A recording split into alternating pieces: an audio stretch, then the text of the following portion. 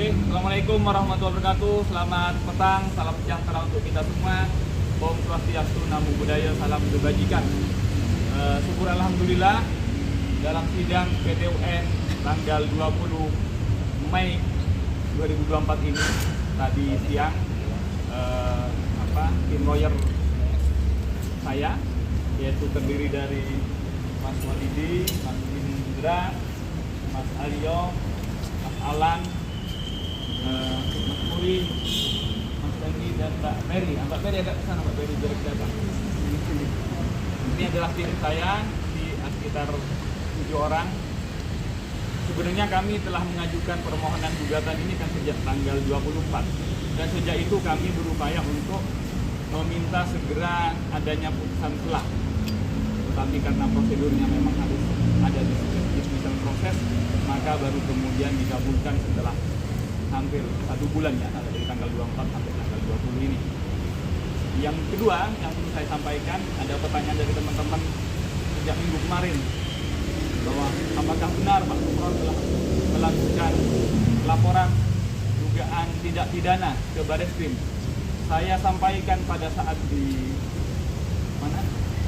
lantai 3 bahwa saya akan melakukan pembelaan diri dengan mekanisme hukum yang memungkinkan saya melakukan pembelaan, termasuk saya sebut pada saat itu akan mengajukan gugatan TUN, akan mengajukan judicial review ke Mahkamah Agung, termasuk kemungkinan untuk mempidana. Jadi pada saat itu sudah saya sampaikan dan sudah saya laporkan pada tanggal 6 Mei 2024 ke Bareskrim dengan laporan 2 pasal, yaitu pasal 421. Apa 421 KUHP adalah penyelenggara negara yang memaksa untuk berbuat atau tidak berbuat sesuatu. Kedua, pencemaran nama baik pasal 310 KUHP. Itu yang sudah kami laporkan. Detail dari putusan selah ini biar teman-teman lawyer ya yang membacakan pokok-pokoknya, nanti dialognya juga biar teman-teman Pak lawyer ya. Kan putusan kita juga bisa lihat di SPP gitu kan. Mungkin Pak Gufron di SPP kan anunya saja. Kenapa? Yang dilaporkan berarti dewasnya siapa sih Pak? Apa personal atau seluruhnya Pak? katanya Bu Arlo ya Pak. Nanti biar gantian dulu ya. Saya kira kalau ke saya kan Anda gampang. Kalau besok putusan sidang vonisnya masih tetap akan dilaksanakan, Bapak akan datang atau enggak? Putusan hakim itu adalah di negara hukum adalah putusan tertinggi. Res judicata paritate habitur. Apa maknanya Pak? Bahwa semua sengketa harus berakhir di pengadilan. Maka tidak boleh ada kemudian di atas putusan hakim masih kemudian diperdebatkan, ya. Jadi saya tidak perlu menjawab ya atau tidak karena sudah hakim PT UN memerintahkan untuk menunda. Oleh karena itu kemudian harus dan tidak boleh dilanjutkan. Itu sudah putusan dari PT UN. Ya, teman-teman anu dulu biar membacakan prosesnya. Silakan Mas Wali. Siapa? Atau Mas Arya? Oke, nggak apa. Yuk, ini dulu. Namanya disampaikan dulu. Nama Bapak. Baik, terima kasih teman-teman hadirin media yang pada hari ini sudah hadir. Kami perwakilan dari tim kuasa hukum Bapak Nurul Gufron, saya terutama Aryo, rekan saya, Mas Indra, Pak Walidi, Pak Mas Hakim, Mas Puri, Mas Fedi dan Bu Dr. Peri yang di situ ingin sedikit menyampaikan bahwa hari ini Pengadilan Tata Usaha Negara DKI sudah mengeluarkan putusan selah berupa penetapan nomor 142, di mana pada intinya berdasarkan pertimbangan hakim yang telah dilakukan bahwa majelis hakim berpendapat mengenai adanya kepentingan yang mendesak dalam perkara ini untuk melakukan penundaan pemeriksaan. Kenapa? Karena tadi juga tergugat telah menyampaikan adanya mekanisme putusan terhadap sidang etik yang akan segera dilakukan dalam hal ini besok seperti itu.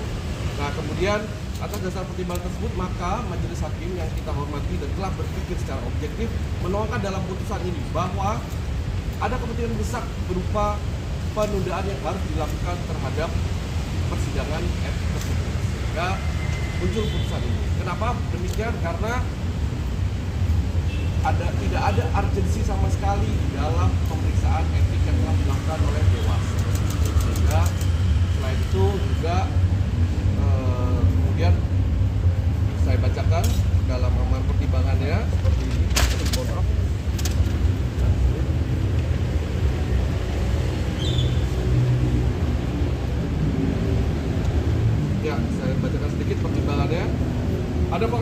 mendesak yang dialami oleh Bapak Nurul Gufron atas kepastian hukum. Sehingga majelis hakim memandang perlu untuk menunda atau menangguhkan pelaksanaan objek sengketa selama pemeriksaan terhadap pokok sengketa inkasu diperiksa di pengadilan. Bahwa untuk mendapatkan kepastian hukum tersebut, maka majelis hakim juga berpandangan perlu untuk menunda menangguhkan pelaksanaan dan lain sebagainya. Bahwa majelis hakim menilai tidak ada kepentingan hukum yang mengharuskan keputusan objek sengketa akuo harus dilaksanakan secepatnya. Artinya tidak ada urgensitas. Juga memberikan kesempatan kepada Bapak Nurul Gufron untuk menuntaskan laporan di pengadilan tindak pidana korupsi yang lainnya. Seperti itu. Baik, saya bacakan untuk putusannya. 1. Menetapkan mengabulkan permohonan penundaan penggugat. 2. Memerintahkan tergugat untuk menunda tindakan pemeriksaan atas dugaan pelanggaran etik atas nama terlapor Nurul Gufron sebagaimana surat undangan pemeriksaan klarifikasi nomor R009 Dewas Etik Sub 02/2024 tertanggal 21 Februari 2024. 3. Memerintahkan Panitera Pengadilan Tun Jakarta untuk menyampaikan salinan penetapan ini kepada pihak-pihak yang terkait. Dan terakhir menangguhkan biaya yang ditimbul untuk penetapan ini. Sehingga harapan kami ke depannya Dewas juga segera melaksanakan isi putusan. Dan putusan ini sifatnya final and binding. Berarti langsung berlaku ya Bang? Maksudnya kan mereka udah menyatakan mau sidang esok ya? Ya, seharusnya Dewas menghormati apa yang sudah disampaikan oleh majelis dalam putusan ini dan berlaku sejak saat ini diterapkan. Pak Gubernur udah khawatir nggak sih Pak dicap sebagai pimpinan yang problematik gitu, karena kan mengajukan gugatan itu sampai ke MA, PT UN, Baris Krim Polri, dan dia dilihat kasusnya ini juga kayaknya cuma pelanggaran etik gitu. Kalaupun top ini kan cuma etik doang tuh sanksinya. Kemudian juga dibanding pimpinan lainnya yang mengajukan gugatan cuma Bapak doang, ada Pak Jani Sanak juga yang ke Dewas, ada Pak Alif juga gitu. Tanggapannya Pak? Ya, saya tanggapi ya, apakah Pak Gufron pimpinan KPK yang problematik karena dikit-dikit ke pengadilan, dikit-dikit JR. Malah sebaliknya ya, kalau kemudian saya dikit-dikit tidak menggunakan jalur hukum, anarki, itu yang problematik.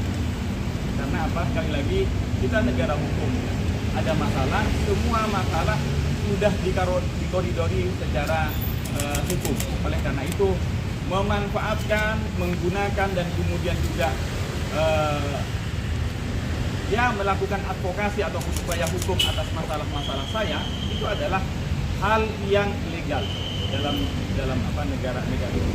Ini malah sebaliknya supaya ini menjadi pembelajaran, karena selama ini tidak banyak yang kemudian katanya sebagaimana Mas Niam ya? Yauma. Hah? Yauma, Pak Yauma. Oh Yauma, yang disampaikan Mas Yauma, dikit-dikit. Nah, malah sebaliknya, karena selama ini dikit-dikit itu mengakibatkan kemudian malas untuk kemudian berupaya hukum.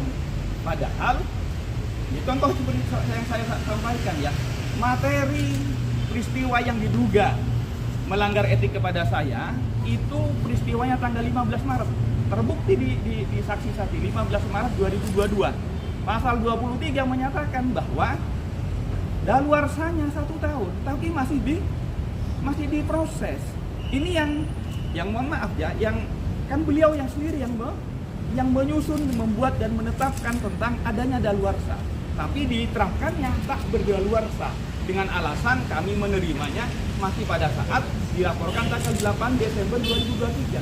Kalau kemudian penafsirannya pemaknaan pasal 23 dengan memandang pada saat tanggal diterima, maka ketentuan daluarsa diterapkan secara tak berdaluarsa, karena kemudian kapanpun dilaporkan pasti akan menjadi tetap hidup.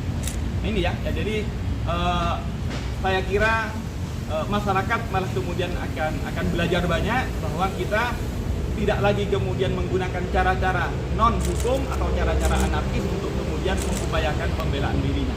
Saya malah berkesimpulan ataupun kemudian berharap seperti itu, bahwa mari kita sama-sama semakin demokratis, semakin kita menuju negara hukum, maka menggunakan jalur-jalur hukum tidak boleh kemudian kita anggap heboh, tidak kemudian melawan dan lain-lainnya. Itu adalah jalur-jalur resmi yang sudah kita buat bersama sesuai mekanisme yang sudah ditetapkan oleh pembentuk undang-undang. Pak, soal laporan ke Baris Krim, Pak. Kalau misalnya beliau sedih, siapa saja yang dilaporkan dan perkaranya apa? Tadi sudah saya sampaikan, saya melaporkan dugaan tidak pidana korupsi, dugaan tidak pidana ke Baris Krim itu dengan 2 pasal. Pasal 421, apa 421 adalah perbuatan penyelenggara negara memaksa untuk berbuat atau tidak berbuat. Lanjutnya bisa dibaca di KUHP. Yang kedua, pasal 310 yaitu pencemaran nama baik. Apa dasar-dasarnya, Pak? Nantilah kita. Kan ini masih masih berproses. Jadi sekali lagi, siapa saja saksinya yang sudah dipanggil ya sudah banyak. Artinya sejak tanggal 6 yang dilaporkan Yang dilaporin siapa, Pak? Ibu Albertina Ho ya? Siapa, Pak? ada beberapa, tidak Albertina Ho. satu. Tidak satu. Tidak. Pak, izin, kan ini nih apa yang nanya? Oh, ini am. Apa Bapak tidak takut dipandang negatif kayak gitu? Karena yang dilaporkan ini kan dewas udah sepuh-sepuh gitu. Oh. Ya orang udah setua itu terus Bapak menghadapkan mereka dengan masalah hukum di Baris Krim ya gitu. Ya sebaliknya, saya ini sudah diperiksa. Sebelum diperiksa sudah diberitakan. Dan itu bukan hanya menyakiti dan menyerang nama baik saya. Nama baik keluarga saya dan orang-orang yang terikat memiliki hubungan dengan saya, itu juga sakit. Mohon maaf, ini teman-teman saya semua ini adalah bagian yang merasa terpanggil untuk membantu dan membela saya. Jadi sekali lagi, secara persuasif tentang penolakan saya untuk diperiksa di Dewas sudah saya sampaikan secara lisan. Sudah saya kemudian tidak direspon, saya sampaikan secara tertulis tanggal 29.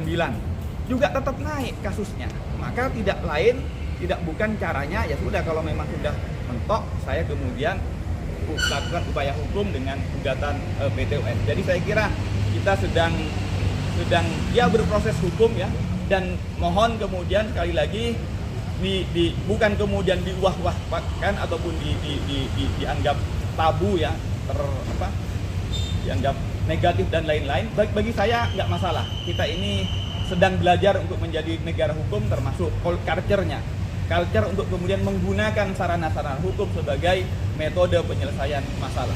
Pak, infonya ini kan udah lidik ya Pak di Baris Krim, dan apakah benar dari hari Jumat kemarin beberapa orang di KPK udah dimintai keterangan di sana Pak? Ya sejak tanggal 5 kami lapor, 6 ya, tanggal 6 tentu ada beberapa yang sudah dipanggil. Saya kurang tahu siapa saja yang dipanggil, nanti dikonfirmasi ke penyelidik. Saya kira kalau udah lidik benar ya Pak ya? Saya kira cukup ya. Menyampaikan bahwa sedih dengan upaya yang dilakukan oleh Bapak, bukan alih-alih melakukan pemberantasan korupsi, namun Ya. sibuk dengan konflik dengan Dewas KPK. Ya, Tanggapannya dong soal pernyataan Sekali Pak lagi, itu. konflik itu bukan saya yang menghendaki, tetapi saya hanya sekedar membela diri. Dan karena itu, menghormati apa yang disampaikan Pak Nawawi, mari tutup tentang konflik yang katanya Anda konflik saya dengan Dewas. Kita kemudian kembali mengangkat ataupun memberitakan kinerja dan hasil-hasilnya dari pemberantasan korupsi yang selama ini telah KPK lakukan ya. Saya kira cukup begitu. Bapak udah Terima ngasih kasih. Wassalamualaikum warahmatullahi wabarakatuh. Bagian dari